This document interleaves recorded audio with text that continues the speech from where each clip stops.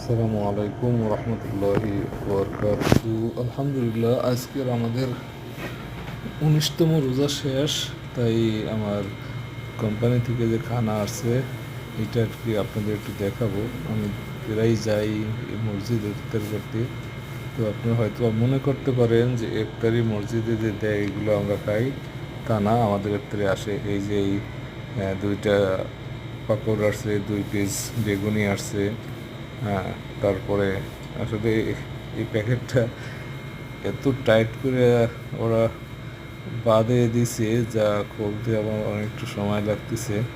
কারণ এগুলা আমাদের ক্যাম্প থেকে আসে, যদিও আমাদের এই খানা তো মোটামুটি দূর আছে, প্রায় 40 কিলোমিটারও বেশি হবে। ওই জায়গা থেকে এই খানাগুলো যাইয়ে গাড়িতে নিয়ে আসে আমাদের ড্রাইভার ভাই সাহেব। তো অনেকটা টাইট করে বাঁধছি, আমার খুলতে অনেকটা সময় লাগতে আছে। আপনি একটু ধৈর্য ধরে দেখেন এর ভিতরে কী কী আছে, আমি সবাইকে দেখাবো। তো সারাদিন রোজা থাকার পরে যতগুলো আইটেম আমারে দেয় এগুলো তো খাওয়া হয় না, এই জন্য আমি এগুলো কাইটে কাইটে মোটামুটি নিয়ে যাই। নিয়ে যাওয়ার পরে ওই জায়গায় সবাই মিলেমিশে আর কি খাই, সবারই দেই।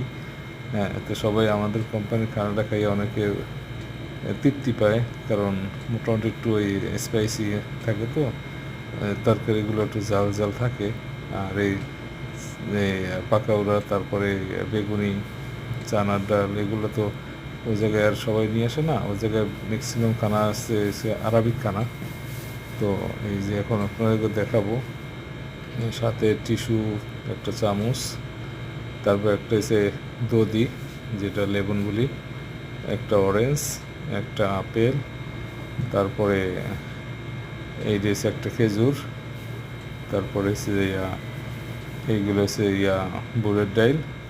হ্যাঁ, বুটের ডাইল এগুলো সুন্দর সেদ্ধ করে তারপর দেয়। এর ভিতরে আছে এক পিস কেক। হ্যাঁ, এটাও দেয় ইফতারির সাথে। তো তারপরে আরেকটা ভিতরে আছে, এইটা হচ্ছে কাঞ্জি বলে আর কি। আমরা সাধারণত দেশের ভিতরে যেটা ওই ডাইল চাল দিয়ে একটা এই খিচুড়ির মতো রান্না করে না, হ্যাঁ, জাউ বলি সাধারণত আমরা, তো ওইটা আর কি। তো এইদিকে কাঞ্জি বলে। তো এই একবার খাওয়ার পরে আর কোনো কিছু খাওয়ার মতো আর কি থাকে না আর কি, খাওয়ার মতো ইচ্ছা হয় না। তো এইটা খাই, তারপরে বাকিগুলো সব আমি সবাই দিয়ে দিই। আর অন্য অন্য যারা নিয়ে আসে ওরা আবার দেয়, তো ওই থেকে কিছু খাই। এইটি হচ্ছে আমার রাত্রের খাবার, আমি খোলার চেষ্টা করতেছি। যাই হোক,